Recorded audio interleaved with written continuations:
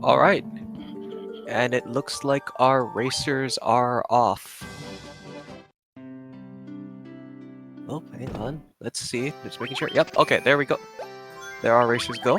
All right. So welcome everyone to the Total Chaos 4 PSP Any Percent tournament. My name is Tokuhiro. I will be your commentator for Game 1 of a best-of-3 match between Poorscythe and Raeanus. We have now entered the bracket stage of the tournament, so from here on out, it is a best-of-series single eliminations. For these first few matches, we will be in a best-of-3 formats. Today, we will be playing Game 1 of our series between these two. So looking forward to some very exciting matches today as we going on.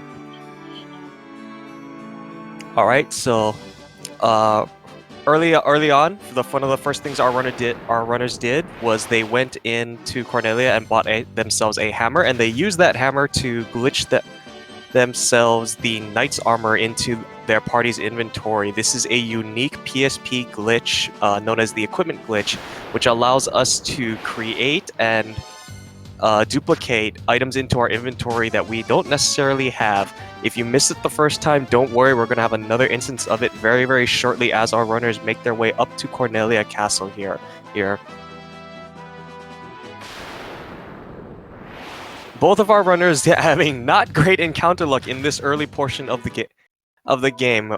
Poorscythe, the first one to make it into the Chaos Shrine. Raeanus shortly behind him. And as I mentioned previously, if you missed that equipment glitch the first time, Poorscythe on your left-hand side of your screen will be doing that very, very shortly after this encounter here. He's going to grab this leather cap in this chest, going to use that equipment glitch to glitch the Judgment Staff into the weapon slot of all of our party members. Now, the Judgment Staff was a post-game intended bonus item that was added to the bonus dungeons that were added to the GBA and carried over into the PSP remakes of Final Fantasy I. The Judgment Staff, when used as an item in combat, allows our party to cast the spell Flare, which is the strongest black magic spell in the game. But for this early portion of the game, with how much HP Garland, our first boss, had, it is faster for us to just smack him with these light bulbs on a stick than go through Flare's animations. So Poorscythe just going to hold down X, and we're just going to whack Garland until we knock him down.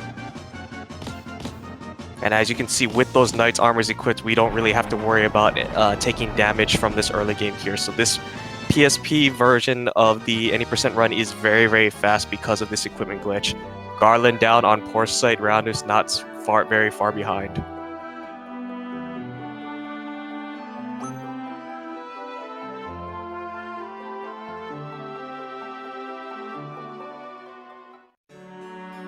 All right, so we have now rescued our princess, and we are going through just a little bit of plot progression here. So to catch everyone up, we were tasked by the king to rescue the princess in order to prove we are the 4 warriors of light of prophecy. Now that we have done that, the king has commissioned a bridge for us to be built, and the princess hands us the loot. This item will not be used until a whopping 1 hour and 20 minutes, give or take, later into the run, but this is very pivotal for traversing through the final dungeon, as you cannot progress further without it, but they wanted to make sure that there was absolutely no way you could possibly forget this.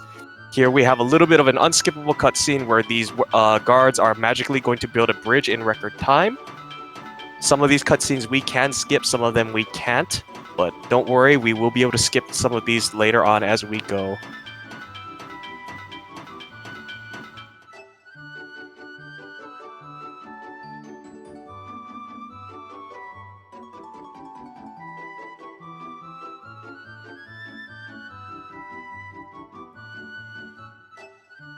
So very close between our runners here.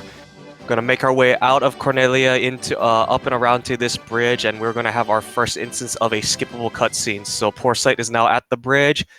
Watch the fade in, look for the birds. All right, there are the birds, and the birds are gone.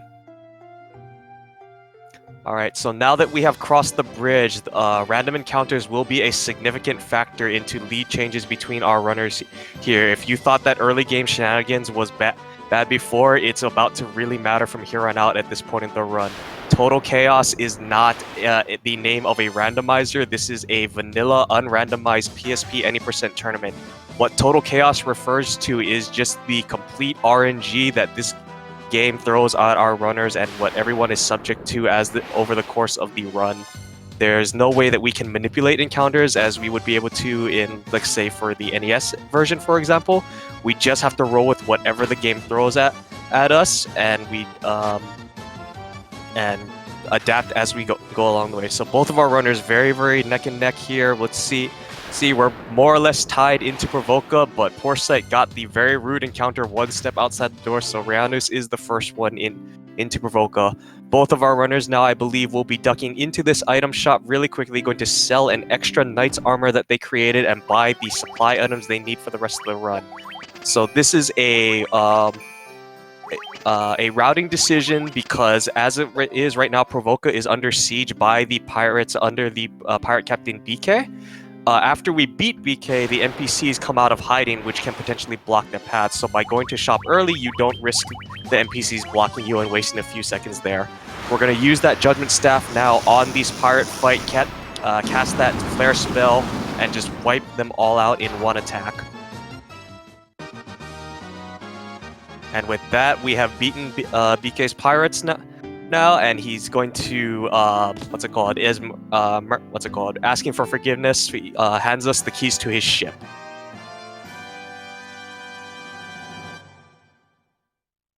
Now that we have our ship obtained, we're going to leave Provoca and we are going to make our way to Elfheim, which is our next story destination there. So for plot catch up here, the Elven Prince of Elfheim has been placed under a curse of eternal sleep by the dark elf Astos. So we are tasked with finding a way to awaken him, and the first part of that task is diving down into the marsh cave to pick up the crown. And again, so these ocean encounters that our runners are running into are just subject to the random numbers that the game is throwing at us, and we just have to roll with whatever the game throws at us. So depending on what kind of encounter luck will depend on what type of a lead we see here, as Raeanus has pulled ahead just a little bit of Poorscythe. However, Poorscythe is getting a lot of these sharks. These are much preferable than the Sahagin encounters because Sahagins are very agile and difficult to run from, but sharks go down in like one easy hit. Raeanus on your right hand side of your screen there just ducked into town for a little bit and ducked back out. Saves a couple of steps of overworld movement, but also resets the encounter luck you would have back to its default setting, so you're less likely to run into encounters. So a thing about the encounters, how they work here is as you step on the overworld, you have a chance to generate a random encounter, and this number increases as you go along in the overworld, and different tiles have different chances to generate encounters, forest tiles being the highest encounter rate for them. So here in Elfheim, there's not a whole lot we can do about it, just because of how much force there is in the area. We just kind of have to plow through as best we can and see if we'll be able to make our way through here. So Poorscythe running into the wolf encounter right now, which is one of the things we don't want to see, but was able to make it out there, as Raeanus is making his way very, very slowly to the marsh cave.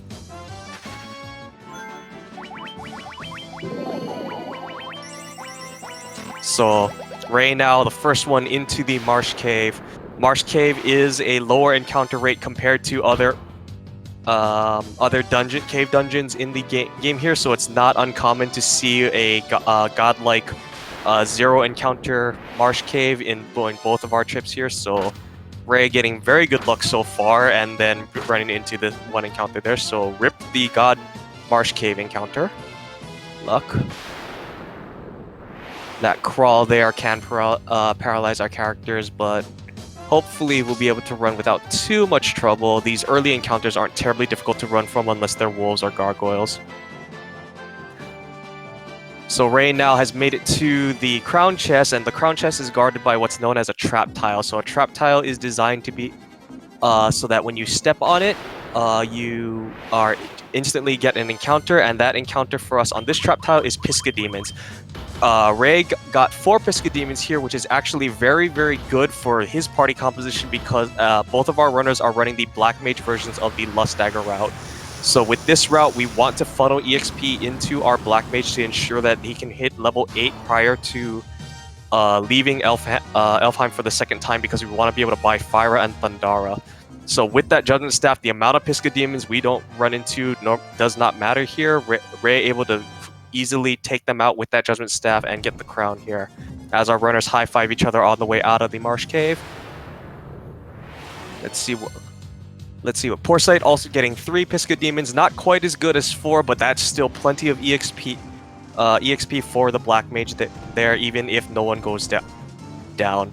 In other versions of Final Fantasy 1, such as GBA or PS1, you would actually want to try and get for 2 Piscademons, because we don't have the equipment glitch in those versions in order to beef up our defenses with all this gear. So 2 Piscademons is just for survivability, but in PSP, because we have Knight's Armors on, because we have that Judgment Staff, doesn't matter how many we run into, we can just wipe them out in one round easy.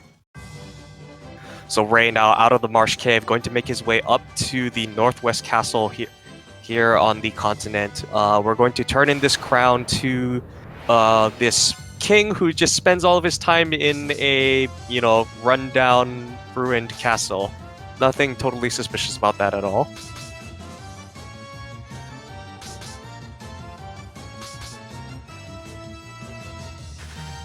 Alright, Ray able to clutch it out there. Those gas encounters, they do have that paralysis touch on there, and in the Final Fantasy 1 Discord, there have been some very, very scary tales as of late of those gas encounters, so very fortunate able to make it out of there without too much issue.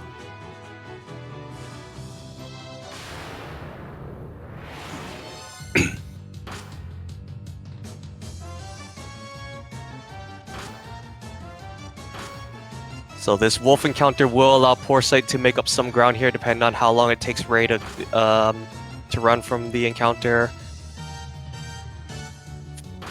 Wolves do have very high agility, and we unfortunately don't have any agility boosting equipment yet in our inventory, so they are a little bit difficult to run from. But Ray able to now make his way to the Western Keep or the Northwest Castle. So we hand the crown to this king, and why is the king laughing evilly?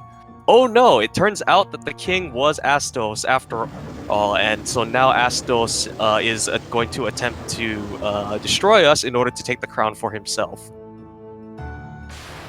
So, a little bit of a different strategy here for Astos. We're going to physical with our warrior and our thief, and then Judgment Staff with our mages. The reason for that is because the white mage sometimes can low roll on damage depending on what her intelligence growths are from levels. We cannot always guarantee that she'll be able to do the 200 damage that she needs by herself. The Black Mage, because the Black Mage inherently gets better intelligence growths over time, usually has no problem hitting that 200 damage range there. So nice, easy one-round fight for Ray. No death spell. None of his party members went down, so we'll just have to do a quick double check to make sure that the Black Mage hit level 8, but shouldn't be too much of an issue.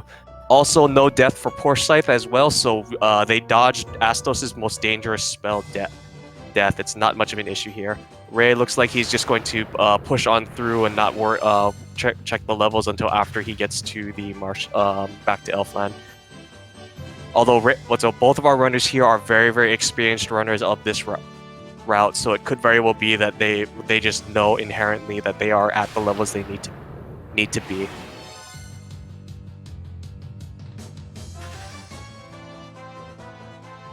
So Poorscythe now got his crystal eye that we got beaten from Astos there, and is making his way out of the Western Keep here. Going to ether up his Black Mage while he's in the menu, and it's a good way to double check that you are indeed level 8 there. So Ray's ducking into Elfheim early. He's going to grab his Fyra and his Thundara for his Black Mage.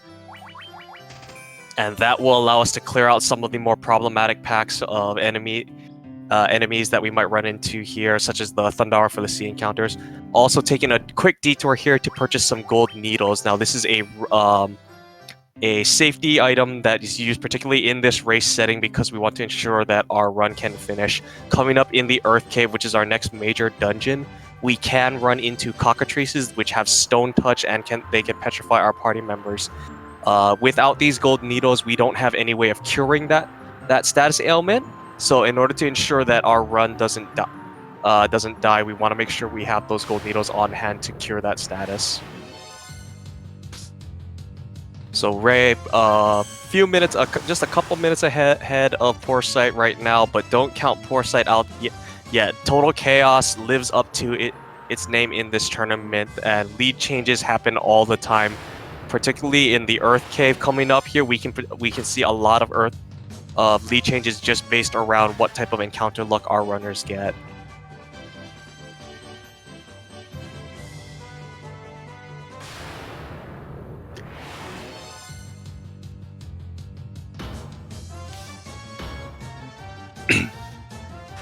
So Poorscythe has gotten his spells, gotten his gold needles, making his way out back to his boat. Ray now in Matoya's cave here. Got a little bit of cutscene here. So Matoya is stumbling around blind because she has lost her crystal eye, and we conveniently have a crystal eye that we've gotten from Astos. So we are going to return that to her in order to get our next progression item that we need to progress further in this story here. Final Fantasy 1 being a NES era RPG kind of has, as a result of the memory limitations at the time, a lot of this early game is based around back and forth fetch questing. So you'll notice that we went from Elfheim into the Marsh Cave, to the Western Keep, now up to Matoya's Cave, and all to loop back around back to Elfheim in order to get that last questing item that we need to progress further on into the story here. Poorscythe not having the greatest encounter luck in this last few minutes of the stretch here. Ray also getting ambushed by wolves here, so both of our runners now having to sit through a wolf ambush.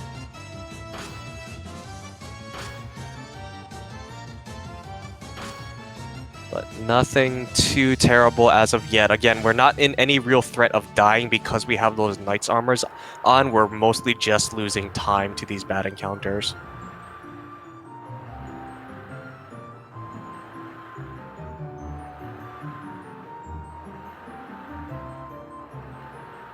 Alright, so Raeanus now has made his way back to the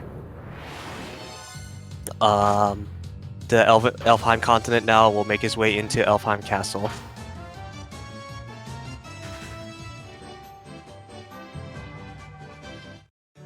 Alright, so in the Elven Castle now, we're going to hand that Jolt Tonic that we got from Matoya to this aide here, and heal the Elven Prince of his curse. He is going to wake up from his nap, and he is going to reward us for breaking the spell with the Mystic Key. The Mystic Key is not a terribly great reward for all this legwork that we had to do, so we're going to use that Mystic Key to unlock the armory of the castle here. So we're going to very, very quickly exit the castle and then re-enter it, and this just saves a lot of steps on movement around the castle. I'm gonna loop around back here, open up this armory in the back. We're gonna grab the Mithril Hammer and the Bronze Glove, and this is now our next instance of the equipment glitch. We're gonna use that Mithril Hammer to glitch Thieves' Armlets onto our party, which will give us a flat +5 to our agility for each Thieves' Armlet we have equipped. And then with that Bronze Gloves, we're going to glitch Sage's Staves onto our White Mage and our Thief. These staves give a flat boost to our intelligence. Intelligence does also play a small role into the run chance calculation, but most importantly, the intelligence boost is what allows us to increase the damage of our spells here. Looks like Ray is opting to just make that one Sage's Staff to put onto the Black Mage, because again, with the Black Mage version of the Lust Dagger route, the Black Mage will be the primary spellcaster. So with that +15 intelligence, that is there is a multiplier that is applied every 10 intelligence points you have for your party member. That 15 intelligence is a free 1.5 boost to your magic spells there. So we are going to hit very, very hard with our spells for this early game here, and that just guarantees that Fyra and Thundara can take out those early monster packs. We're gonna Now back in Cornelia Castle here, we're going to pick up this nitro powder as Ray has now on the right hand side of your screen. This is our next progression item. We need to make our way out of this little landlocked area that we've been trapped in this whole time.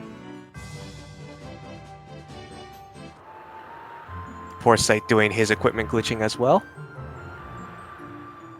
And at this point, random encounters start becoming more and more trivial, as now that we have those Thieves Armlets equipped, with that agility boost we have from stacking all of those armlets onto us, we are very, very favorable to run from these encounters here. So nothing too dangerous that we're scared of again. So we're not in any threat of dying.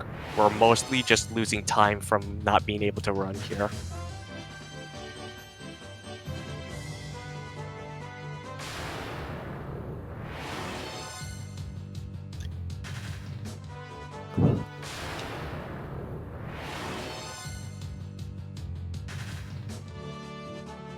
Alright, so Ray has now made it into the Dwarven Cave or Mount Duger, and is going to take that nitro powder that we got in Cornelia Castle, and going to hand it to this NPC Narek.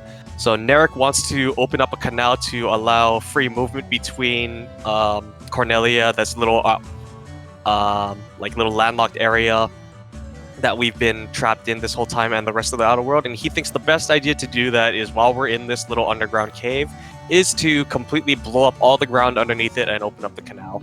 I'm sure this is a great idea with absolutely no repercussions whatsoever. Big explosion. Another cutscene. We're going to skip this cutscene here because it is a little bit of a skippable animation here, but you notice there's a landmass bridge there. We see a lot of cracking, and now all of that land has just sunk into the ocean. I'm sure that the Dwarf Cave is not flooding as we speak here, but we're not going to have time to verify that because we're the Warriors of Light. We are off to save the world. So now that we have opened up this canal, we are going to leave the Dwarf Cave and make our way to Melmond, which is our next destination. We're going to pick up one more item for our equipment glitch. Very, very quickly leave the Dwarf Cave before the dwarves have any suspicions on who gave Narek that nitro powder, and make our way out of there.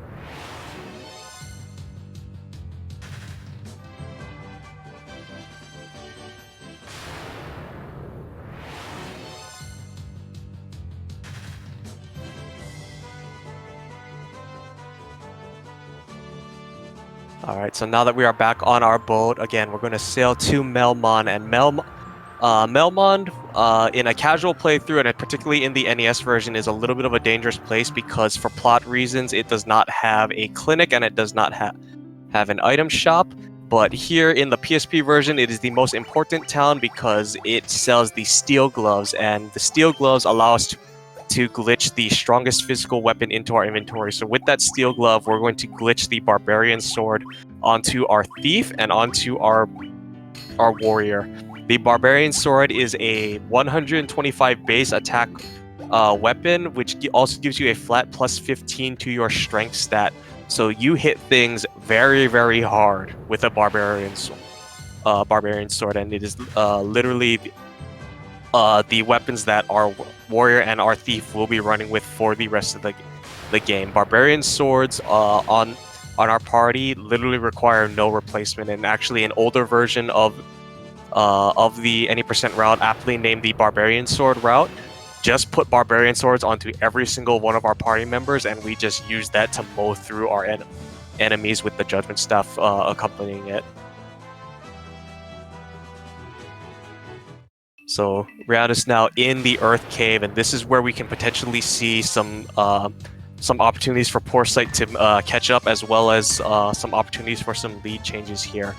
So as I mentioned previously, the Earth Cave does have those cockatrice encounters coming up on later floors of this Earth Cave, which can potentially petrify our party here.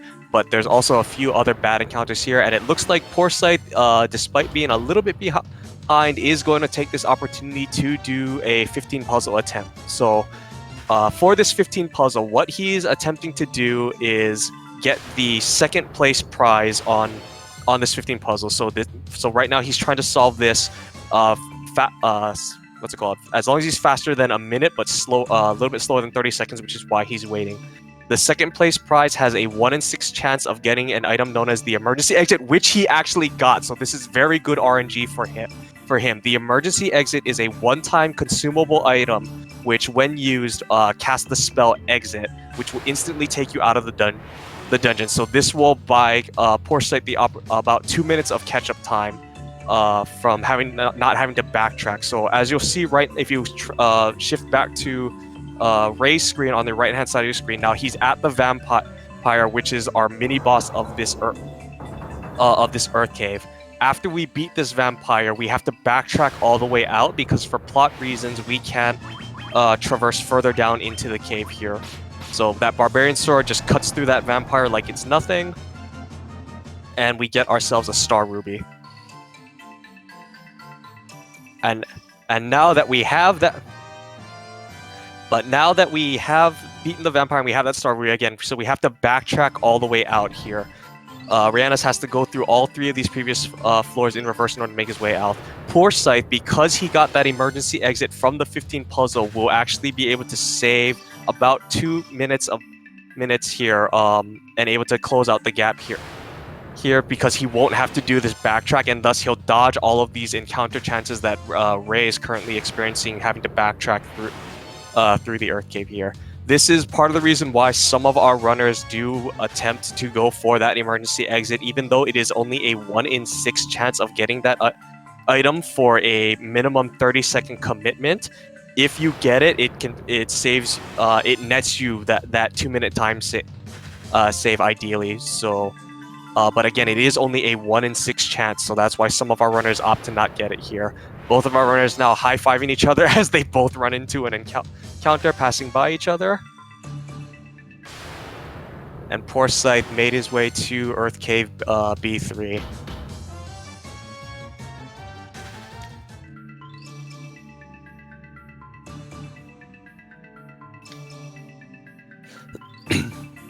So we'll see what kind of luck Poorscythe gets here. That emergency exit will potentially allow him a lot of catch-up time here. As Ray has made it now out of the Earth Cave, we're going to take a detour now to the western part of this little landmass we're on in order to visit Sarda the Sage, in order to get the item that we need to progress further down into the Earth Cave, the Earth Rod. Poorscythe on the vampire now.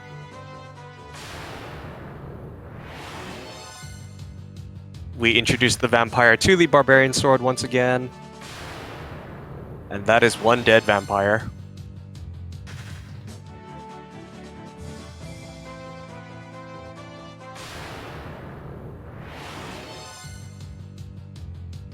Alright, so Poorscythe has his star ruby now, and he's going to use that emergency exit he got in his menu, as Ray has just made it to the Giant's Cave. So with that emergency exit, Poorscythe went from being maybe like 2 to 3 minutes behind to now maybe only being anywhere between 30 seconds to a minute behind. So made up a lot of ground there. So depending on this encounter luck that we see on this current stretch of the run here, maybe we might see our runners tie up or get a lead change.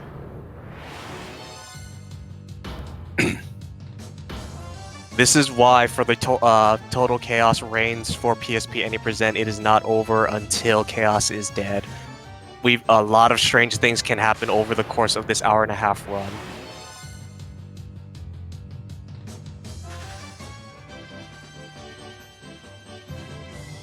Yeah, so about 45 seconds difference to feeding that Star Ruby to the giant there. Yeah, so Poorscythe did close that gap up from 2 minutes plus down to just 45 seconds to a minute.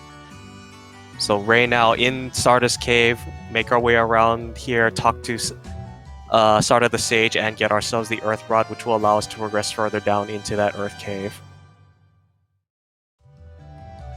Fun fact: if you were to somehow make it to Sarda without having beaten the vampire and obtaining the Star Ruby, he actually has a different dialogue line and will not give you the Earth Cave. Final Fantasy I, as broken as it was in the NES version, was very, very well programmed against preventing sequence breaks. And this carried over a lot into the remakes of the game here. So I believe a lot of the coding for those preventing sequence breaks has carried over. So it's very, very odd to see that, considering you couldn't get to Sarda without getting beaten the vampire anyways. But I don't know, stranger things have happened. So both of our runners now, with that Earth Rod in hand, will make their way back to the Earth Cave for our second trip down. The Earth Cave is essentially the only dungeon in the game we have to go through twice. Poorscythe looks like he got some bad stun lock there and is opting to take the safe strat of firing down that gas pack, just to make sure he doesn't get power lock and lose more time. As close as this race is, I don't blame him for that. Alright, so back in the Earth Cave now, we're going to make our way down through all the way through all these floors again, and down further into the 4th and 5th floor where the Lich resides. And again, this is where encounter luck is really going to shape what kind of a race we have coming out of this Earth Cave. We can have a very, very close race, or we can actually just have a maintained gap between our runners. It's all dependent on what type of RNG our runners have experienced through this cave. Oddly enough, the two arguably worst parts of RNG are right back to back to each other, because we go through the Earth Cave and the Ice Cave more or less one after another, and those two areas are big contributors to lead changes in this any percent race.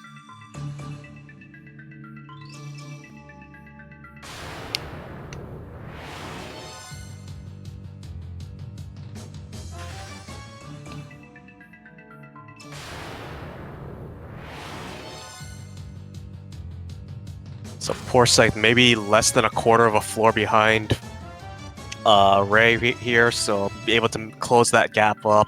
Yeah, Poorscythe is right on Raeanus' tail here, and looks like because of this Piscademon encounter, Poorscythe has now retaken a small lead. Piscademons so this is those Piscademons are one of the encounters of like why this Earth Cave is just such a terrible dungeon overall. So yeah, we have those Piscademons which are back from the Marsh Cave. They're still flagged as an unrunnable encounter because they were used as a boss tile.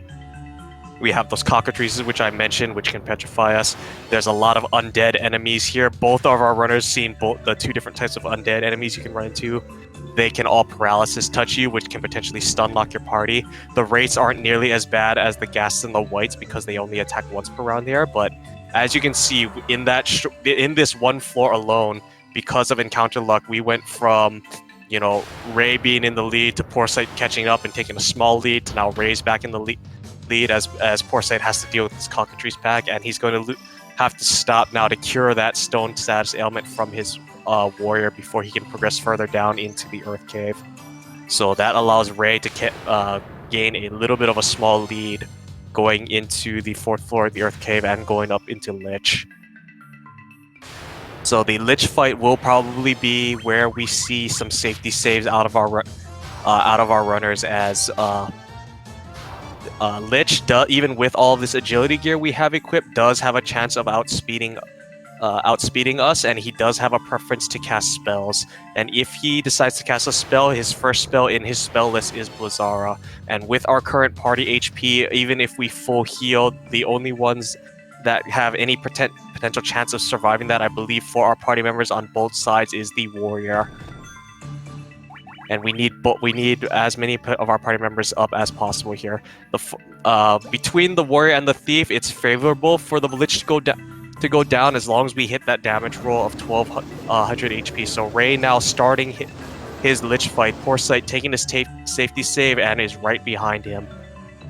So both of our runners now neck and neck at the Lich fight here. Let's see what type of damage rolls we get. That's a nice crit from the warrior, so Lich did get a turn, but fortunately he did a physical. But with that crit from the warrior, that's a guaranteed 1-round Lich for Ray here. Let's see what Scythe gets. 748 is good. That's a nice crit as well. Lich did not get a turn. That is first try Lich for both of our runners down. So we are neck and neck coming out of the Earth Cave here. Very, very close between our two runners right here for this first game of our bracket stage in this tournament. Both of our runners here want to ensure that they can get this victory in this race here because we are in a best-of-3 series between these two, and they are playing game 1 here today. So whoever wins this game will have a 1-game advantage and potential match point when they decide when they go into game 2. It is up to our runners to work out when they're available for their matches here. So today we will only be seeing game 1 between these two, but that will be a very, very critical factor into who has the advantage in game 2 and who has the pressure on them to not be eliminated from the tournament in the best-of-3 series.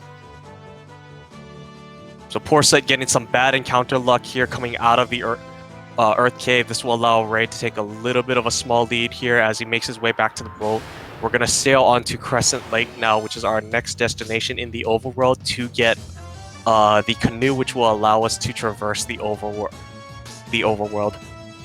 So one of the things you'll kind of notice if you were to explore this game in a casual playthrough is that you're very, very much railroaded for this early portion of the game, because even though, like, after we've blown open the canal, we have this, map open to us, you would actually still find you wouldn't have a whole lot of places to go to, because a lot of areas are either locked in areas that don't have ship dock, or behind a river, or they're in an area that's only accessible by the airship. And this was kind of just like the early way of gating your progression in this in an NES era RPG. So so even though Crescent Lake was available to us earlier, we actually wouldn't be able to get the canoe until after we beaten Lich. So now that we've beaten Lich, we're gonna go get that canoe, and we're also gonna pick up some more equipment to do our next instance of the equipment glitch. You'll notice Ray was purposely leaving his warrior at low HP. And even though the warrior is taking a little bit of a dirt nap right now, that's actually fine, because for this upcoming portion, after we visited Crescent Lake, we're going to go to the Ice Cave. And the Ice Cave will be where we'll be doing our major level grinding for the run. And for that level grind, we actually want to temporarily kill off our warrior and our thief. So that poison on the thief right now is purposefully not being healed off to get that thief's HP down, so that by the time he gets to the the Ice Cave, that thief will just fall over. So Ray, the first one into Crescent Lake here, and we're going to detour now. We're going to grab the mithril gloves here from this armor shop, and we're going to grab ourselves a mithril axe from the weapon shop. With that mithril axe, we're going to glitch the black garb onto our party members here. So the black garbs are better armor than the Thieves' Armlets in that they provide better absorb, but they also have a plus 10 agility boost to our party members rather than the plus 5. And then with that mithril glove, we're going to glitch the lust dagger onto both of our mages here as we rearrange that party there, because so a byproduct of the equipment glitch is that you have to have the equipable item in your inventory of one character, and you need to be able to switch it to an adjacent character in order to do the glitched item there. So as a result of this, we can't put black garbs onto our warrior, so he will have the worst agility stat and armor out of our party members, and that's also why we have to rearrange our mages as we do in order to ensure that they get the lust daggers onto them. The lust daggers have the benefit of they give a plus 20 agility and an evasion bonus to our mages, which allows them to essentially match the thieves' innate agility that he has from being at this level, plus the bonuses from the black garb here. So Poorscythe able to make up a little bit of ground there, and is basically right back on Ray's heels here as we now make our way back to our boat, and we're going to sail into the Ice Cave.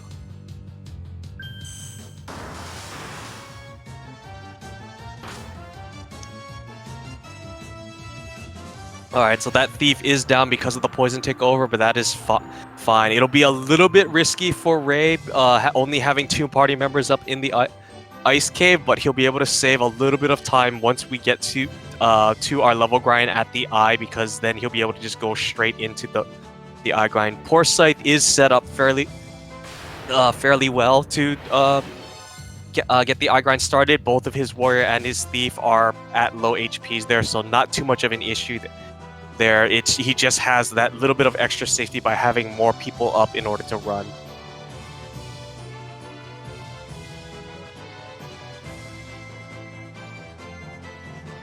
Alright, looks like Ray will be our first one into the ice cave here, and this will be another safety. It looks like this will be another safety save for Ray after he's done healing up our party.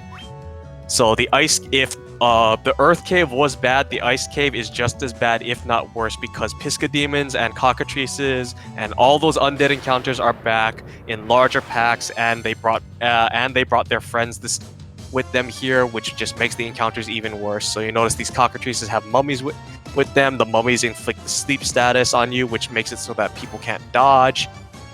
Ray's just looking like he's gonna tough out this one here. That is an unfortunate run fail. So this is really scary for Ray, because he only has one party member up. He does have that safety save very close to the entrance here, but looks like, yep, we'll have to resort to that safety save there. So this will allow Poorscythe to pull ahead in this ice cave here.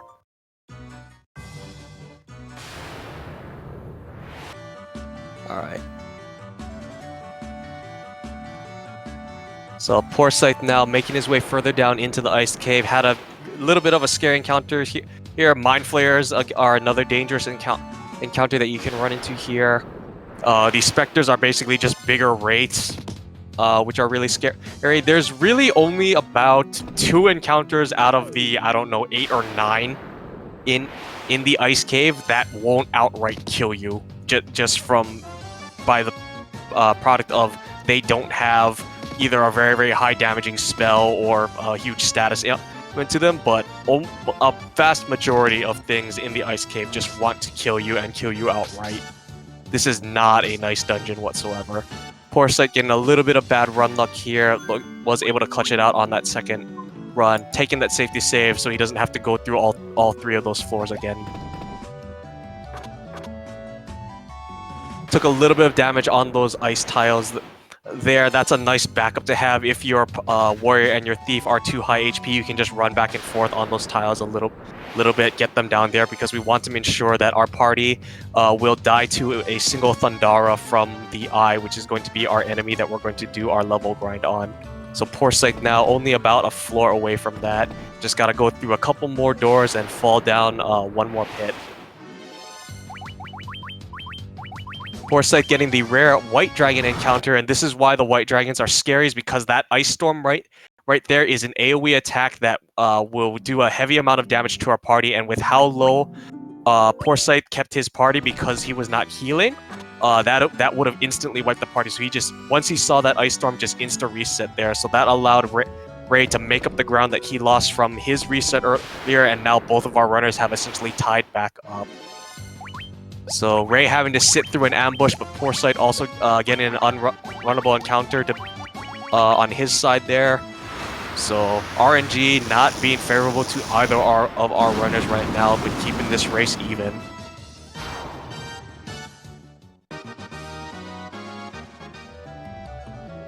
Alright, so Ray now is actually the first one to get to the eye grind here, and with the thief and the warrior dead already, we're just able to start melee attacking that eye. So EXP is split evenly amongst all living party members, which is why we kill off the thief and the warrior temporarily. So we take Eye's 3200 EXP and we split that between our 2 mages, 1600 HP apiece. That's a level, basically every eye or 2 for our mages here, and we're going to do this up until we hit about level 18. We'll see what our runners decide to do. They might do go to level 17 and take one extra eye. It's runner preference on how they do this there, but the idea behind this level grind is that we want to get our mages set up in such a way that we will be able to get them level 19 by the time we kill Marilith, the second fiend here. Poorscythe, as you'll notice, got his warrior petrified in one When the counter, that's also fine. Petrification counts as a status in which the character will not gain experience here. So Poorscythe, because he didn't heal ahead of time, opted to just kill that first eye that he ran into. So the thief got a little bit of extra EXP there, and now he's just going to stall until the eye kills off the thief, either by doing a Thundaga or Thundara like he's now. Alright, so now Poorscythe is all set to do his eye grind. And both of our runners now going to just kill these eyes until the mages are at the levels they need them to be. So level 18 not reached for Ray. He's going to bring up the thief now, but we're going to leave the warrior dead. The reason for this is because we want to funnel a little bit of EXP into our thief to try and see if by the time we hit Marilith, we can get that thief to level 15. Because at level 15, when the thief is a ninja, the ninja will be able to learn the haste spell, which will save us a turn on the final chaos fight if we have the MP for that one there.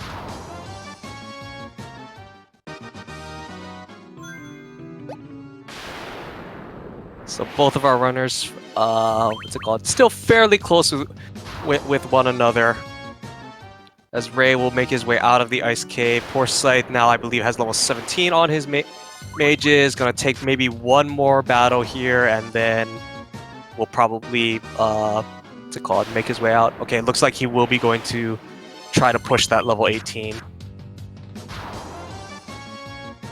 And then one of the things that our runners are going to be keeping in mind in the back of their heads is what type of where are the thief and the black mage in terms of HP. So it looks like we got about 184 for our black mage on Ray's side, as well as about 179 for Poorscythe on his side. So about even there. So a lot of these considerations that our runners are going to keep in the back of their head is for the chaos fight, because we're looking for specific HP thresholds which can potentially save us some turns on that chaos fight here.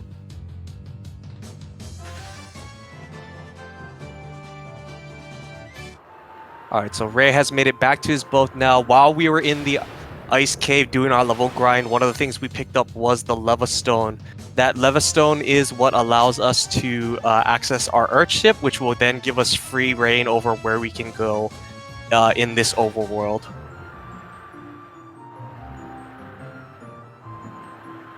So we're just going to sail back a little bit ways towards Crescent Lake here, down to the southern peninsula, and then go over to the Ryukhan Desert in order to get the airship. Ray getting the very, very rude encounter right off the boat into a river ambush. That is insulting on top of insulting.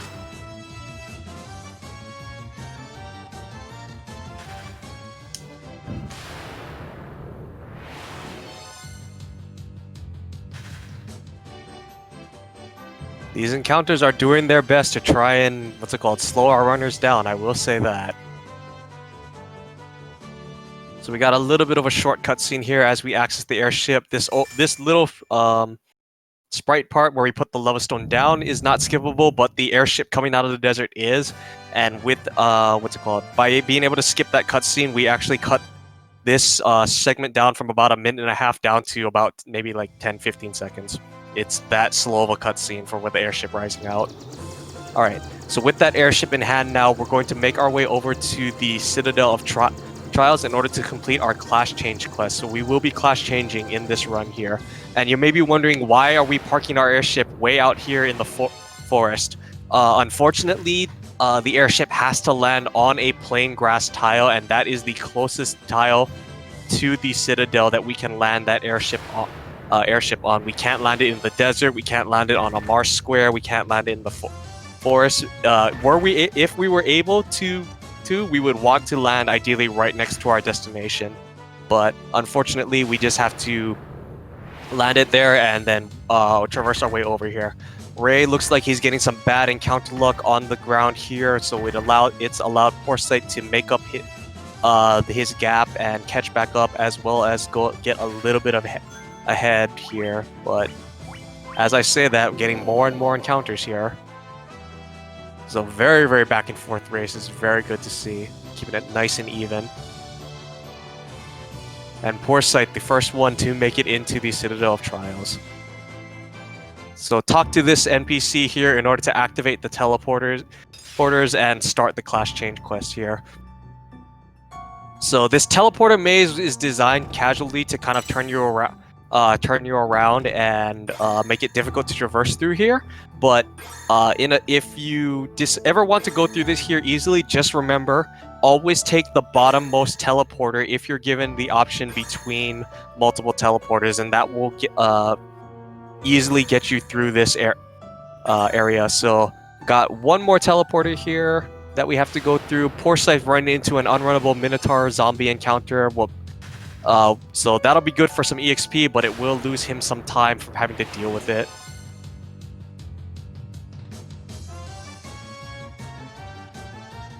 Alright, so Poorscythe has made it through the last teleporter and now is on the stairs, and as Ray is getting a little bit trolled by these Horn Devils, but able to get that second round run. Alright, so now we're going to step on another trap tile here at the end of this corridor, which has nightmares on it. Now, depending on where you are EXP-wise, you might fight these for EXP as Poorscythe is, or you might attempt to run from them like as Raeanus is. And the reason for that is that the nightmares themselves are very, very agile, and they are still difficult to run from even with all of our agility gear. But we need to go over this trap tile twice to pick up the healing staff, which is in that chest. If you saw very, very quickly, Poorscythe got that healing staff, and then and Raeanus is doing it now.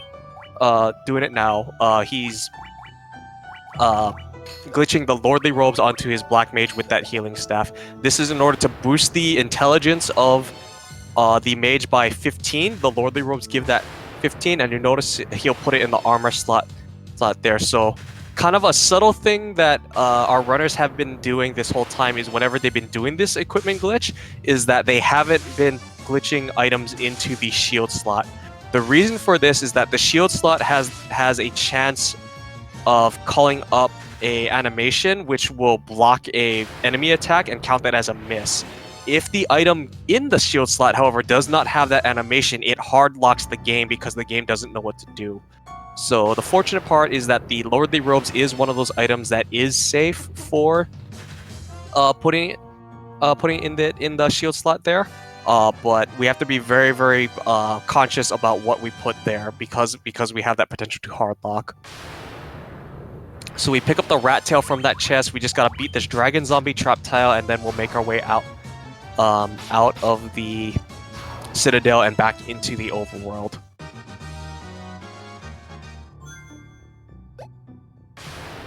So it looks like Ray is opting to take a few extra dragon zombie encounters just to make sure that the mages are at level 19 and not risk being short EXP after the Marilith fight. Just because if you are short on EXP, it's very, very difficult to make up that experience in the overworld area around where Marilith is. But now that we have that class change item, the rat tail completed, we're going to sail onto Cartier here, visit the Dragon's Caves, and talk to Bahamut in order to finish out our class change quest. Get a little bit of a wardrobe change here.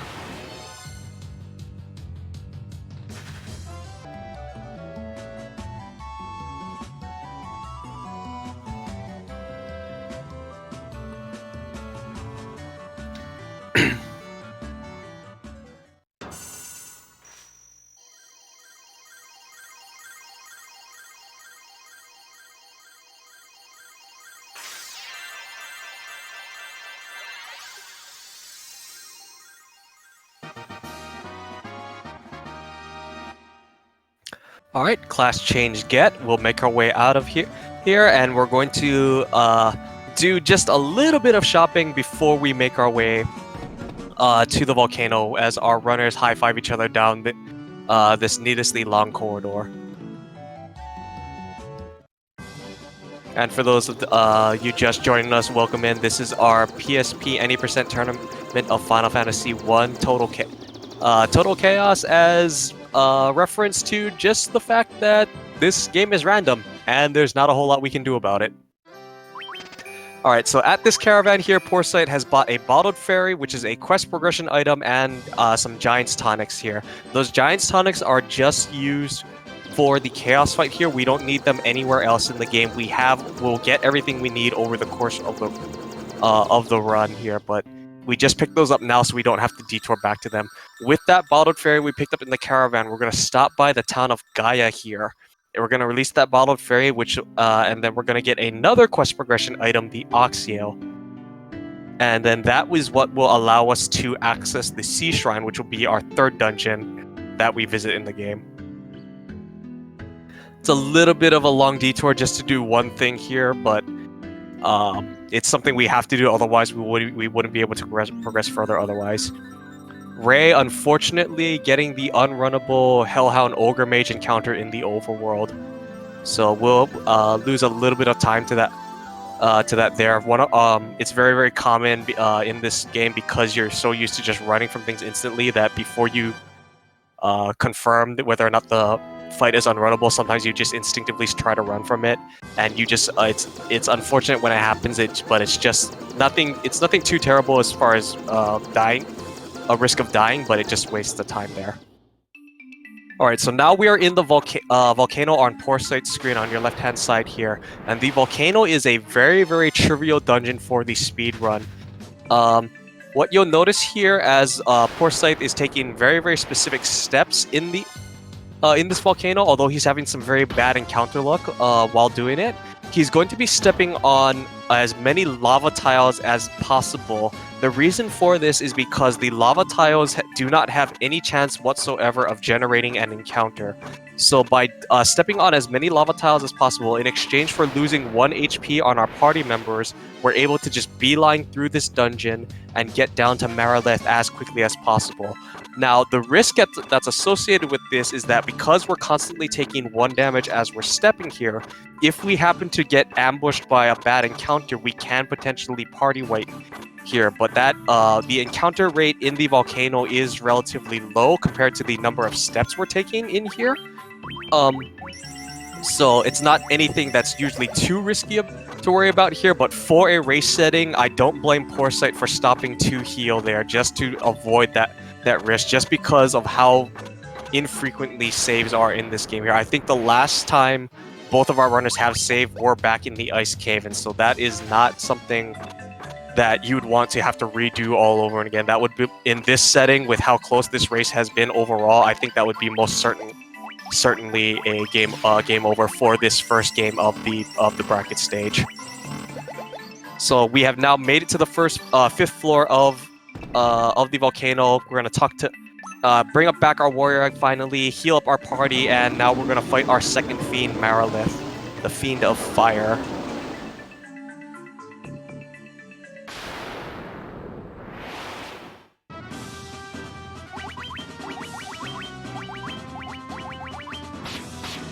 Alright, let's see what kind of damage rolls we get.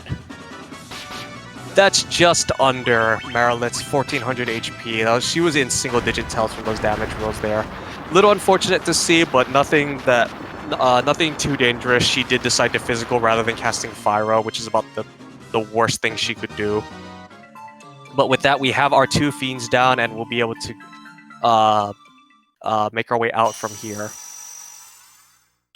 So we got a little bit of a cutscene, and then we're going to take a little bit of a shopping detour to make our way through before we make our way to the Sea Shrine.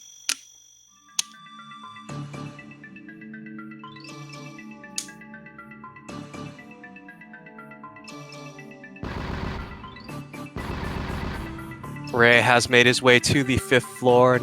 Now is healing up his party for his Marilith fight. So still not very far behind. About only 1 boss fight behind, but the longer this game goes on, the smaller the gap it gets for comebacks here, so we'll need to get some very, very good RNG in order to make up this gap here.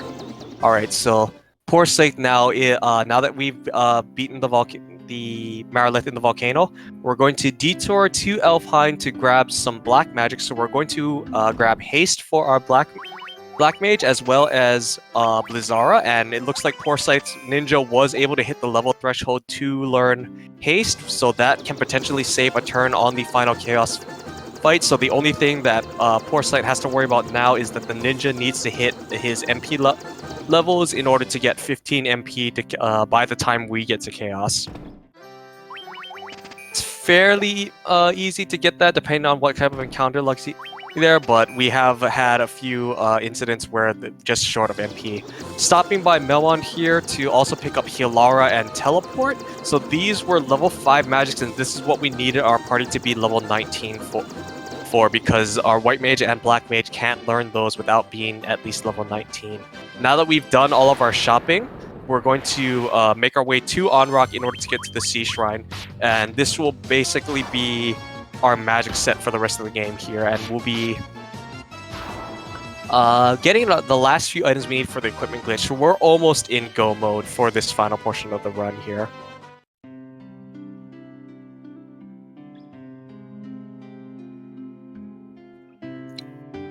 So that Healara spell that we picked up in Melmon will be our primary way of healing our party members from this point out, and that teleport spell will be used to save some time on backtracking here.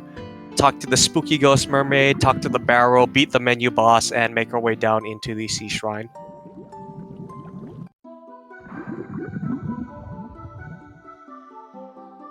Ray doing his shopping. Looks like Ray's ninja was not able to get to level 15. That's all right. It's the difference of one turn on the Chaos fight. It's not the end of the world. It's still very, very doable without it.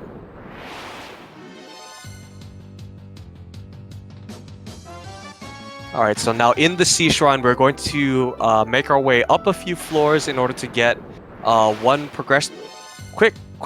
quick quest progression item. I'm stringing my cues back to back, I don't know why.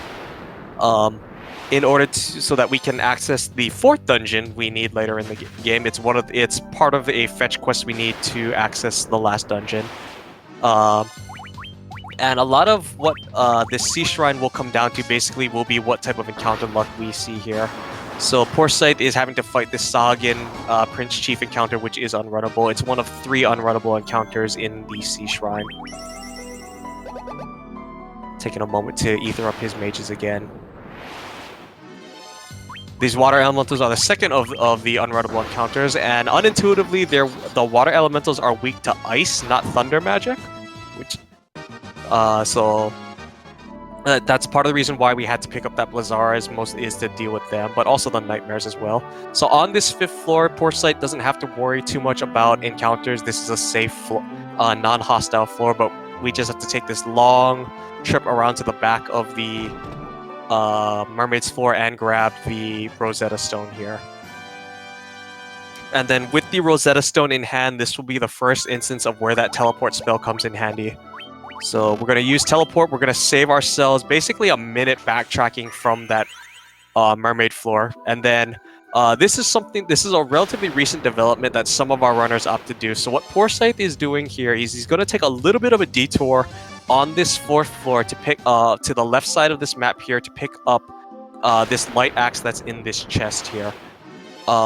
There's 2 light axes in the Sea Shrine, and you need at least one of them in order to glitch the survival vest onto our party, which is what Poorscythe is doing now. And there's 2 different ways that you could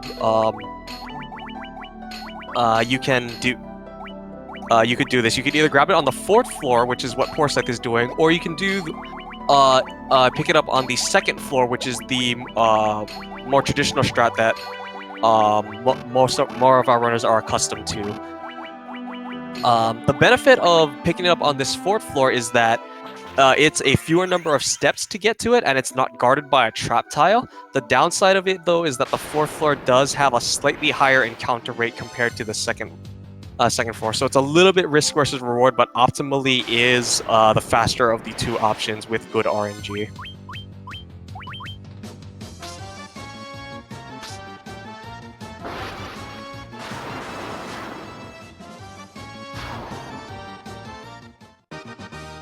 So Ray got the Ghost encounter, which is the 3rd unrunnable encounter. We'll just have to kill those with fire. But otherwise, nothing too dangerous to worry about. As Poorscythe is also getting the ghost encounters. Queued up the wrong spell, but fortunately with the amount of intelligence that's on the Black Mage, was able to still hit the damage roll needed to just one-shot the party. Water elementals with water nagas are a rare instance of a unrunnable enemy actually being runnable, and it's one of the things that confuse newer runners as they pick up this game here. But so it's good to see because we can just quickly run from that there. This encounter rate isn't terribly great for either of our runners, but again, nothing too particularly dangerous we have to worry about. We have all the equipment we need to survive. We have the tools needed to kill the enemies that come to us, so really these encounters are more of a time waste than anything else.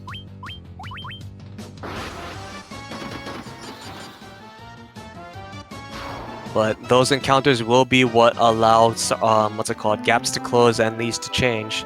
But fortunately, Poorscythe is on the final floor of the Sea Shrine, and it does have the relatively lowest encounter rate of all the floors in the Sea Shrine. This is usually a common theme that the boss's floor has a lower encounter rate compared to other floors of the same dungeon.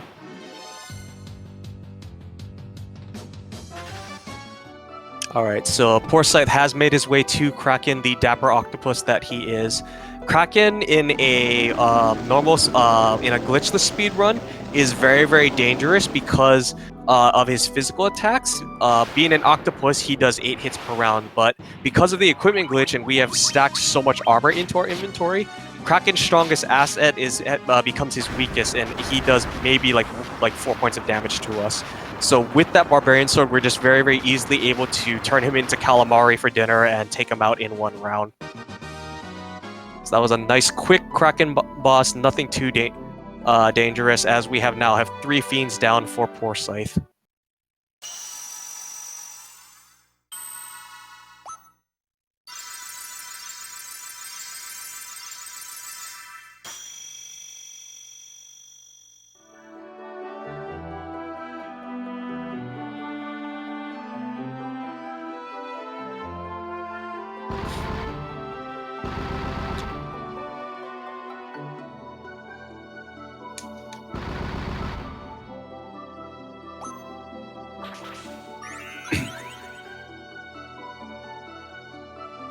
So Ray on your right-hand side of the screen opted to pick up the 2nd floor light axe and took a very specific path to get to that light axe because that tile to the right is the only one that doesn't have that trap tile that was guarding it, as I mentioned. So that is the more traditional way to grab the light axe. The 4th floor strategy is relatively recent and developed. I want to say probably less than a year old. I think it was only recently looked into as of last year. Alright, so Poorscythe now has rode up the river north to this waterfall cavern here. We need to detour into the waterfall cavern in order to get 1 more item for progression, for quest progression, excuse me, which is the warp cube, which we get from talking to an NPC while we're here, as well as we're going to pick up our 1 ribbon for the run, and this is going to be the first instance where you see the equipment glitch being used to duplicate an item. Thus far, up to this point, anytime we've gotten equipment to do the equipment glitch, we've basically been turning item A into item B. But in this instance, what we're going to do is we're going to turn the ribbon into a Gigantax, and then using that Gigantax, we're then going to create additional ribbons for the rest of our party members, which is why we don't need to detour out of our way to pick up other ribbons that are scattered throughout the game, one of them actually being in a bonus dungeon, which would waste a lot of time to go and pick up. So in the base game, there's only 3 ribbons available, so being able to just duplicate them with the equipment glitch is a huge benefit to the any % run.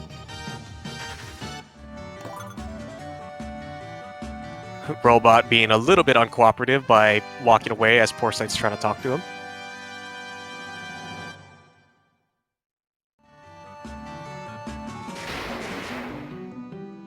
Alright, so with the Warp Cube obtained now, Poorscythe is going to create that Gigantax and then put ribbons onto his Warrior, his Ninja, and his White Mage. We're going to leave the ribbon off of the Black Mage for the moment, though, in order to keep those Lordly Robes stacked onto the Black Mage, as well as the Lust Dagger Crypt, so that way we can ensure that the Black Mage goes relatively soon in the turn order and still can pack that punch needed with the magic spells that we have equipped. As a reminder, we only picked up Blizzara, Fyra, and Thundara, which are essentially the second level tiered spells of those respective elemental magics. So, in order to ensure that we get the damage outputs we need to have our intelligence stat at a certain level. Otherwise, we won't roll enough damage to kill things quickly in one round. Ray able to easily take out Kraken there. Nothing too difficult to worry about. Alright, so Poorscythe now back in Melmond. We have to take this detour. So as you recall, in the Sea Shrine, we picked up the Rosetta Stone. We need to take that Rosetta Stone and talk to this NPC, Dr. Un, and he will, with that Rosetta Stone, teach us Lufenian, which is what we need to understand the NPCs which are in the town of Lufenia, which will give us our second item we need to access the final dungeon, the Chime.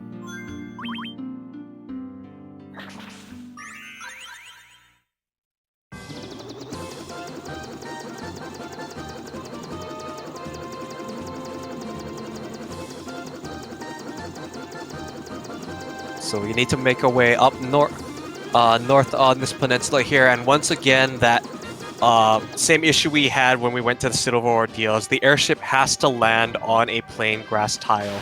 So we have to land on this little patch of grass that's up here at the north of this continent and walk through all of this forest to make our way to the southern end of the peninsula. We do get a little bit of reprieve with some marsh tiles, and as well as we can cut through the river in that beginning portion there. But there's just not a whole lot we can do to dodge those forest tiles, and again, forests have the highest chance of generating an encounter. So really, you just kind of have to roll with whatever the game throws at you. But Poorscythe got a very, very good stretch of no encounters in that forest, able to get into Lufenia relatively painlessly.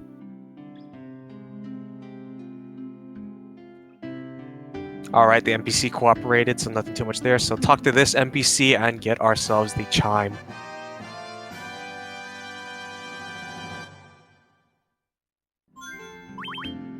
And then to just not deal with those NPCs, we just teleport out. So one of the things I forgot to mention about the teleport spell is that normally it takes you 1 floor back in a dungeon. If you use it in a town or in a 1-floor dungeon, it will just take you instantly out of that dungeon, so it saves some time on backtracking in Melmond and in Lufenia, as well as the Waterfall Cavern.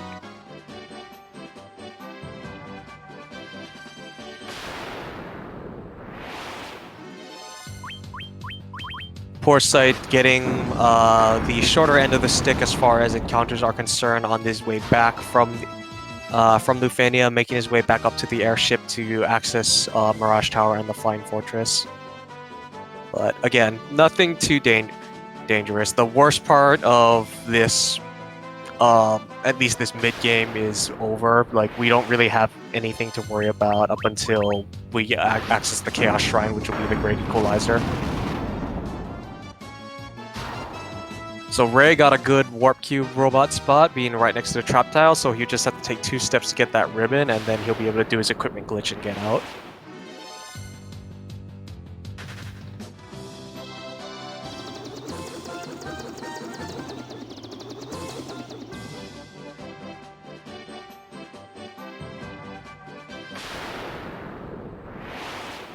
Alright, so Poorscythe making his way through the desert here into Mirage Tower. First floor of Mirage Tower, very, very dangerous. Hopefully he doesn't run into it, and it's done. That's it. That's all. First floor is nothing too dangerous. It's really, really trivial. So the second floor of the Mirage Tower, though, does loop all the way around in order to get to the stairwell. So this is where we will see the bulk of our encounters here in this Mirage Tower. The vampire, as we previously saw in the Earth Cave, is back in packs of 2 to 5 now, but unlike the Piscademons, which were similarly recycled boss for a recycled mini-boss that became a random encounter, the vampires are actually runnable. so we don't have to worry too much about that there.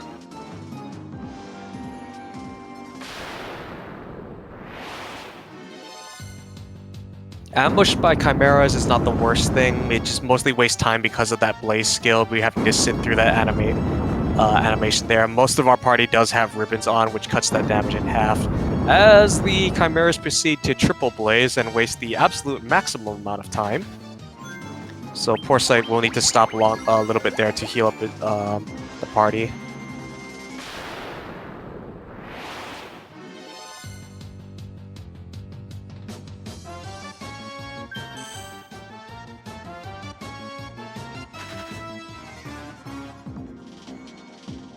Alright, so onto the 3rd floor of the Mirage Tower now. We're going to step on this trap tile. We're going to get our encounter with a blue dragon. We're going to introduce that blue dragon to a barbarian sword, and that is a dead blue dragon. Alright.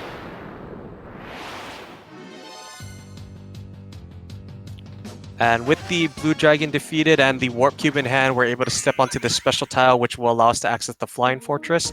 Now, the flying fortress, and actually even the Mirage Tower as well, in a casual playthrough, are actually very, very good dungeons for just exploring to pick up equipment and such. There's a lot of goodies, particularly on the 2nd floor of the Mirage Tower, as well as just spread out through various floors of the flying fortress. However, because we have the equipment glitch and because we can essentially create items from nothing as long as we have the correct equipment for it, we have everything we need already to be to complete the game. So we actually just beeline our way through the flying fortress. We don't detour to pick up any of those items whatsoever.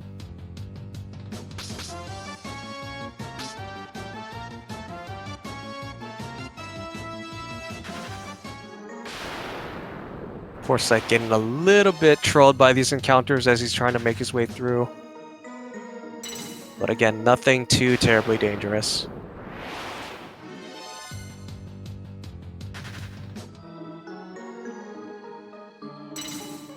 Alright, so Poorscythe's on the 4th floor of Mirage Tower. This is a unique floor in which wraps around infinitely. So the way you have to traverse this floor is you have to go 2 screens in any directions without doubling back. So you can go like up, left, up, right, down, left. As long as you don't backtrack in a direction, you'll be able to make your way around to find the teleporter, which will take you to the next floor.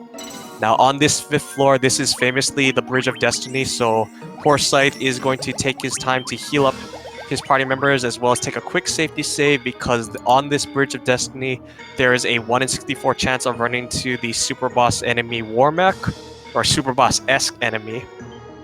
He's an unofficial super boss. So let's see, do we see a Warmech today? That's an encounter. That is a Warmech! Warmech hype! And we have the preemptive strike on that there, so Poorscythe is opting to take this free turn to get some damage onto Warmech, just take him out, and that is some easy experience for our bonus experience for Poorscythe there. So not only got a Warmech, got a preemptive strike there, so that is like the best RNG outcome you can ask for on a Warmech. Warmech hype. Alright, so with that Warmech beaten, now we're on to the actual boss of the story, Tiamat.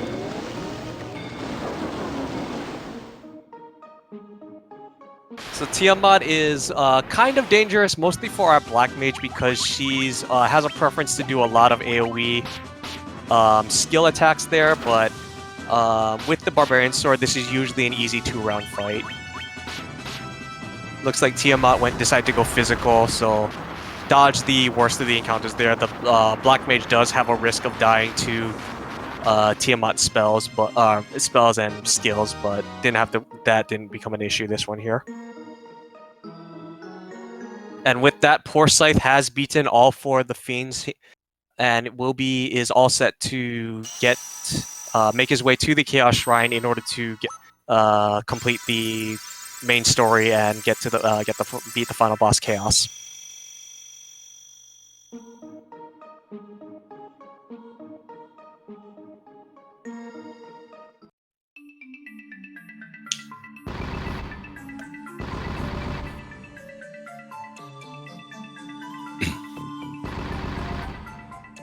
Just got a few cutscenes to sit through as Ray is making his way through the Mirage Tower.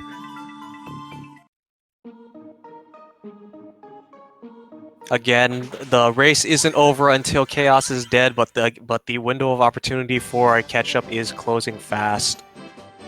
So we'll need to see some very, very unusual RNG on both sides. Unusually good for Ray and unusually cruel for Poorscythe, in order to see this gap close. But it is possible. Stranger things have happened with this game. So now in the Chaos Shrine, we have a little bit of a brief cutscene here, as this NPC is doing his best Kool-Aid Man impression by banging his head against this back wall here, ultimately giving up and just magically creating a door instead. That door takes you to a bonus dungeon, which was added to the PSP version.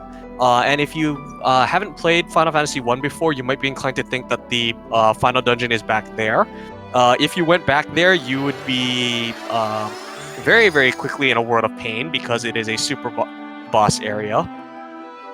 You actually just need to go to Garland's room again, talk to that black orb, and then open up a time portal which will take you 2,000 years into the past. So Poorscythe taking a safety save here and will be making his way through these first few floors. The reason for the safety save is because within these first few floors, they are the most dangerous encounters. Like the white dragons are back. There's green dragons, which we could have potentially seen in the Earth Cave, but excuse me, not the Earth Cave, the Waterfall Cavern. But they're a rare 1 in 64 encounter.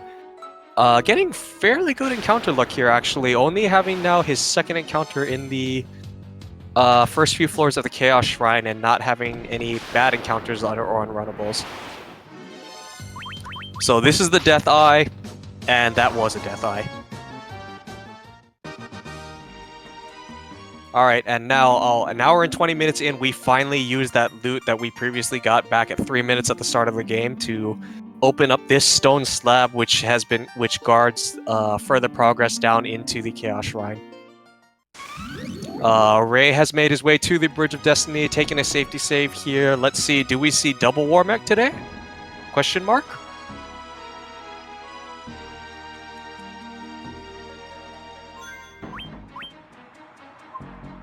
Alright, no War Mech yet for Ray, but we does have a few steps to take afterward. Poorscythe getting very, very good RNG, backtracking through the Death Eye portion of the Chaos Shrine here. Hasn't run into anything like purple worms or white dragons yet. Let's see if that can continue and he can dodge the Commentator's Curse. Okay, that's a white dragon. I will take full blame for that one as Commentator's Cursed. But at least didn't get Ice Storm, which is always the promising thing there. So that was a very, very good stretch of floors for the for Poorscythe. They're making his way through essentially all 5 of those floors, actually 3 up, 2 down, and only running into one Ice Dragon encounter and didn't get a Ice Storm. So that's very, very good to see. Very good RNG. Very good RNG on this Earth floor as well, only with that Earth Medusa encounter. So now he has made his way to the first Fiend refight with Lich. Lich is a lot more dangerous this time around compared to what he was in the Earth Cave because he has Nuke as his first spell instead of Flare, and that will kill pretty much everyone except the Warrior and possibly the White Mage. But looks like he decided to physical this time here, so all of our party members stay up, and that is Lich down for Poorscythe.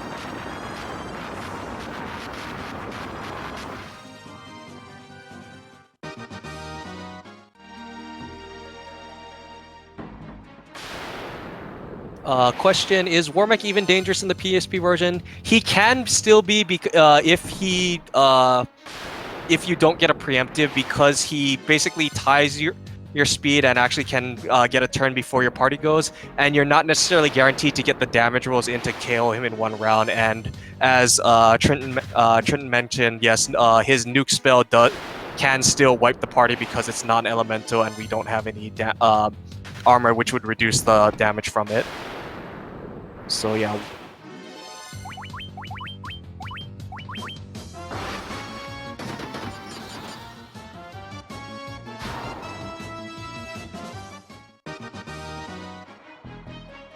Alright, so Poorscythe just had a quick encounter with those flame elementals, which are unrunnable, but on to Merilith 2 now.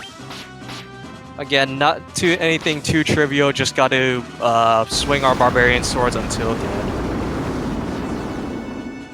Firaga is dangerous, but the Black Mage did clutch it out at 2 HP there, so that's good to see, especially because the Black Mage, again, is the only one that is not wearing a ribbon.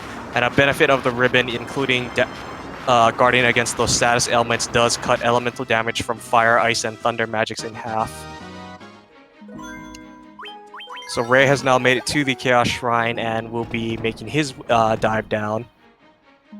Poorscythe now on the water-themed floor,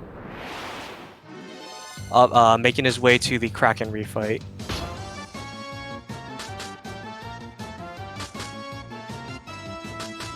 No, you were not hallucinating. The ninja did just block an attack with a sword. That is what happens when you put the ribbon onto the shield slot.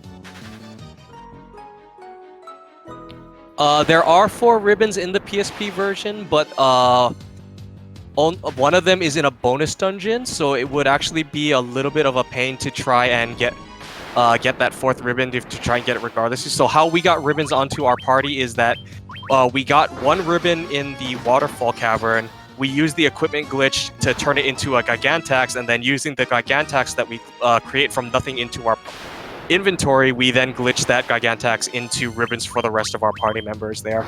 And just because of the equipment we need in order for our Black Mage to still go first in the turn order as well as do enough damage with the spells, we don't put a ribbon on early until we get to the Chaos fight.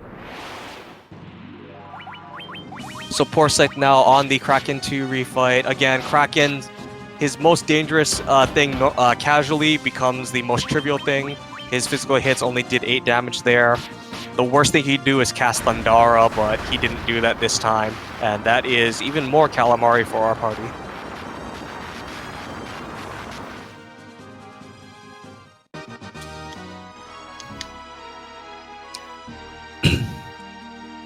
Alright, so Poorscythe now on Tiamat's floor.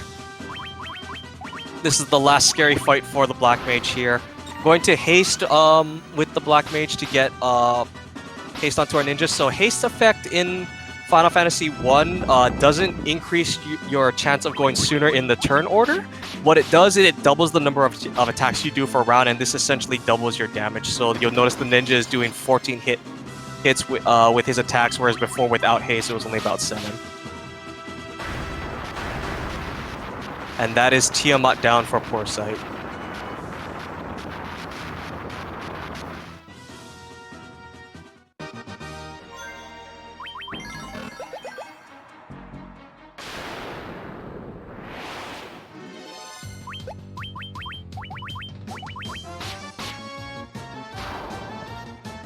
So got a unrunnable purple warrior encounter that Poorscythe just has to clean out before he what's it called? Makes his way to Chaos here. Alright, so on the 5th floor of the Chaos Shrine now, Poorscythe doesn't have to worry about encounters. He can take all the time he needs in order to prepare his fighters. So we're going to ether up our white mage, and we're going to ether up our ninja, and then we're also going to remove all of the White Mage's agility gear, so taking off the Lust Dagger, and then we're going to put the Black Mage into a more boss-killing mode, so we're going to put a Barbarian Sword and a Ribbon onto him as well, and then we are going to go ahead and set up this Chaos fight now. So the first turn of the Chaos fight is the scariest because we want to... All of our preparations have been done in such a way to ensure that the White Mage goes last in the turn order, so that that Healara goes off with after all of the damage has been dealt through, for the round from Chaos. With all of our intelligence gear, the Healara will heal us for about 250, which will be just enough to keep us topped off from all of Chaos's hits, barring a critical from a physical. So what we're going to do is we're going to throw Giant's Tonics onto our ninja and our Black Mage here. And then we're going to haste up our ninja, then our warrior, and finally our Black Mage because they all have Barbarian Swords equipped. Our White Mage is purely going to be relegated to healing duty just to ensure that our party is nice and topped off. So Blizzara is a nice open. It's not likely to kill anyone there, but and then Poorscythe is going to use that haste spell he has in order to save a turn by getting haste onto both his warrior and his black mage, and so next turn he'll be able to go full swinging with with all of his party members with those barbarian swords, and he will be in hold X to win.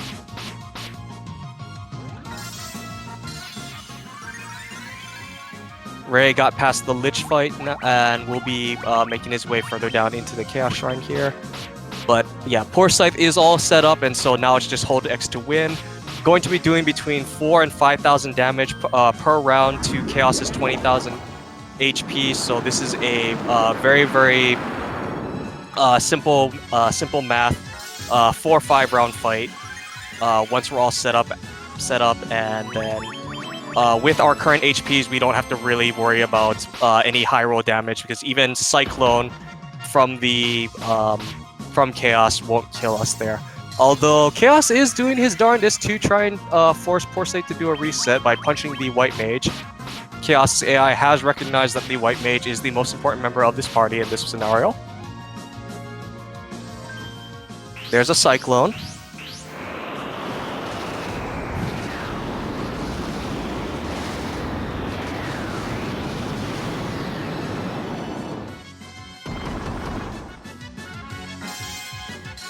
Alright, so Chaos's next skill is Earthquake, which is a non-damaging instant kill spell, but we have ribbons to guard against that.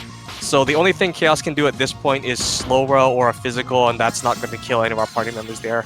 So one more round after this and Chaos should be down. Alright, and that is GG for Poorscythe.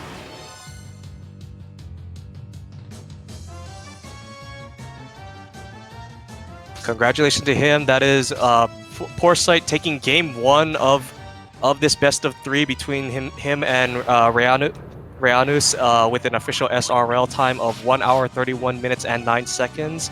Let us welcome in Poorscythe. Congratulations on your win. Thank you. I had to fight for that one. Oh yeah, no, that was quite a close race between the two of you from that mid game there. It went quite back and forth for a few moments.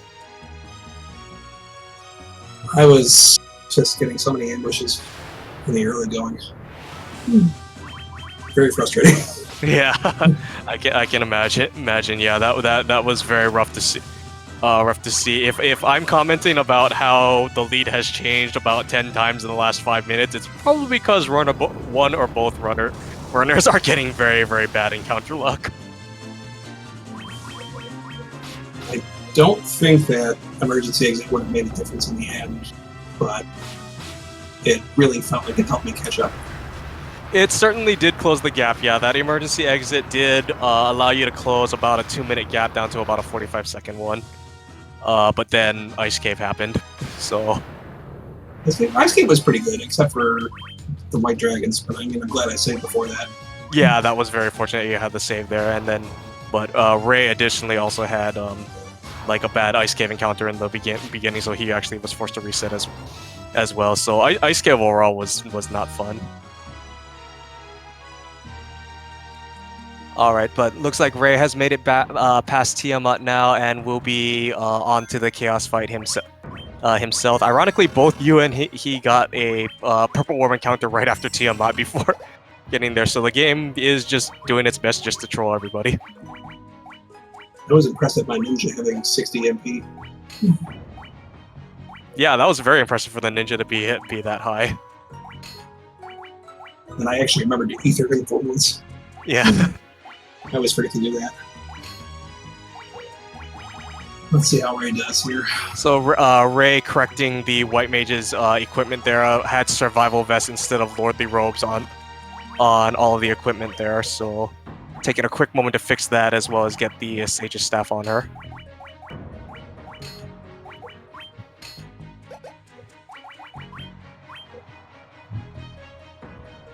Looks like a good setup. Yeah. So how's his HP total too? Black Mage is like 225, right? So we'll have to tonic there, but everybody's at an HP range where as long as we can survive that first turn, we should be able to make it through without any problems.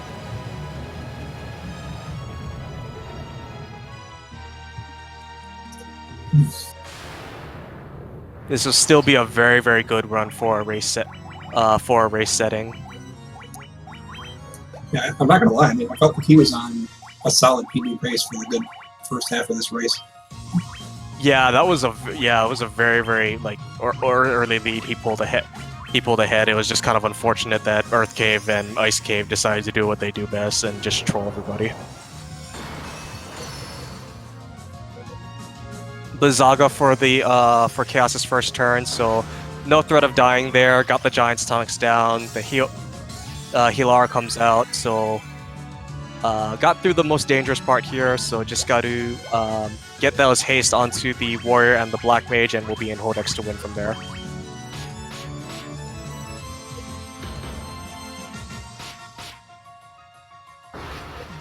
Chaos is doing his darndest to try and take out that ninja, though. The ninja. Yeah, a little bit of a mismenu there, unfortunately. So shouldn't be a big deal. Yeah, especially with the damage output of a ninja with the barbarian sword. Yeah, it'll maybe make like one character difference within the round, but it shouldn't affect the overall number of rounds.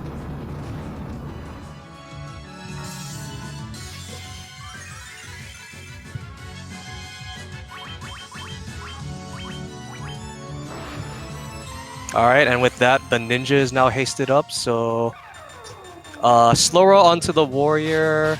That shouldn't be a that's not going to be too much of an issue because since the black mage is hasted up, I think even with the slow roll down, there's enough damage output amongst all of our party members that we can take him out. So yeah, it looks like Ray will just be opting to just go into Hodex to win mode.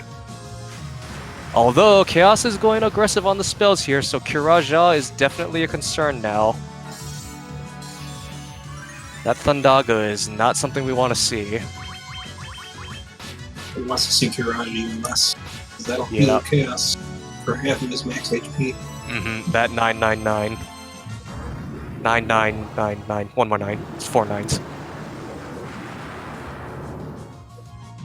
Keep doing those specials and physical hits, Chaos. We don't want to see another spell.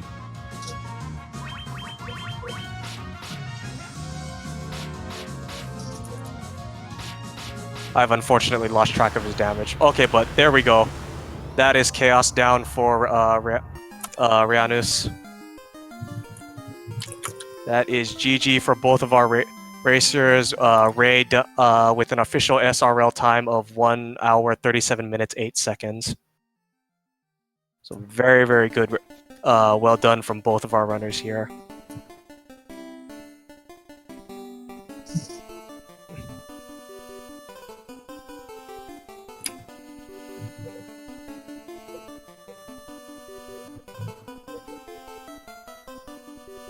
See if we can get Ray in here for an interview. Alright. I believe I sent the invite there. Alright.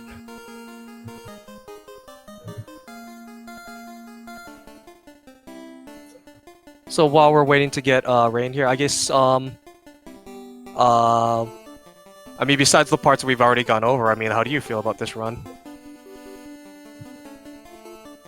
I felt like I did as well as I could have done. I didn't really make too many horrible mistakes. I don't know. I felt like I played well. I was just getting slammed with encounters. And let us now welcome in Raeanus to the interview box here. GG on your race here. Thank you. Very, very well done in this race setting. I was mentioning to Poorscythe earlier here that actually this race, particularly in the mid-game, from like Earth Cave through Ice Cave, was very, very swingy back and forth between the two of you, and it wasn't really until about Citadel we really started to see kind of like the lead open up. Yeah, that sunken shrine I had was absolutely awful. Yeah, I wish I'm gonna have to go back and watch that because I felt like until Citadel, like I finally caught you there, and then past you at that point, but I was like struggling so hard in the early game. Just hit ambush after ambush after ambush. Yeah, I'm pretty sure that I found every enemy encounter that was in the game. Casually turn an 80% run into a full bestiary run. Almost. It was crazy. But I'm still really happy with the time. I could have gone a little faster if I hadn't screwed up the second round in Chaos Shrine. I probably could have saved 30 seconds. But I mean, the 137 I got is still faster than my fastest time last year. Yeah, I thought you were on PB pace. I felt like for the early portion of the race, it's got to be. Yeah, I was doing good in the early portion, and then things started to fall apart when I got my party wiped out in Ice Cave, and it just kind of started going downhill from there. Yeah, I got wiped there too. We had ice dragons there. Although I did see a war mech, which was really cool. You got to see Warback? That's awesome. Yeah, he got a preemptive on Warmech on the Bridge of Destiny, so he just full attacked with everybody and did the 2,000 damage you need to take out Warmech in that one round. So not only did he see a Warmech, he got free EXP from it. Nice. That's really cool.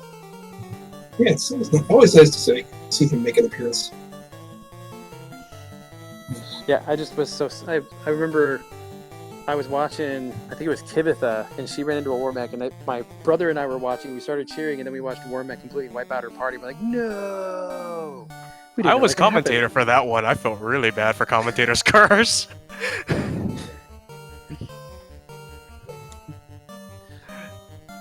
Yeah, so, but, overall, Ray, how do you feel like the race went for you as for this match or for this game one here of this best of 3 series? I mean, it's always easy to complain about RNG, and that's because the game is always the true winner of the match.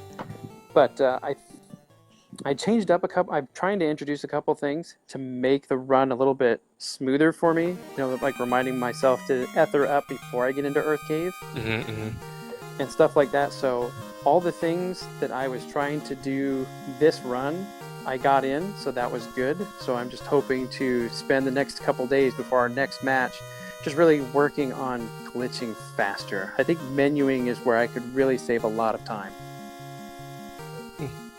That's certainly good to always improving, trying to figure out how to make that run better for and easier for yourself there. So that's good to hear that you seem to know what your opportunities are. Well, and the main thing is, the game is never going to cooperate, or at least very rarely does. So it's incumbent on me to figure out what are the things I can do to try and mitigate for when the game just decides to, like my children, just flip the table and because Monopoly's not going its way.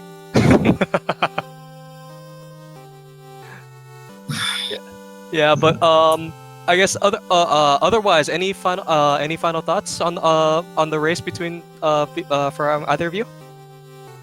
No, it was a good reminder of what can actually happen in these runs. Because sometimes I've been so used to grinding for really good times that sometimes you realize that like a 131 really isn't that bad in the hindsight, but you still have to work for it. Just 2 things for me. Number one, I'm just to hear that I was really close to Poorscythe. Like for me, I can never watch the stream because I know it'll just be too distracting to me. But knowing that it was close against Poorscythe for the first half of the race, that's actually like a huge confidence boost for someone who started learning the game just before the last tournament to actually be somewhat neck and neck for part of a race with the guy who's number 2 on the leaderboard. Like that shows how easy it is to learn the game and to be competitive. It can sometimes be very daunting because you think there's so much stuff to memorize and do, but just if you continue to do the repetitions and work on the things that you can do, the game sways the RNG enough that it pretty much makes it anybody's game, any race. So that's my number 1 thing. Like that was awesome. And then the number 2 thing is if anybody watching has enjoyed what they saw and would like to try, of all the RPG speedruns, I find this one to be the one that's I think is easy to learn, takes forever to master, but there's a great community. It's one of my favorite speedrunning communities that I'm a part of, which is what brings me back to the tournament every year. So if you like what you saw, so I'm sure somebody has spammed the Discord link. Jump into Discord. It's an easy game to pick up and find, because it was a very common game, and enjoy the fun and prep for the tournament next year.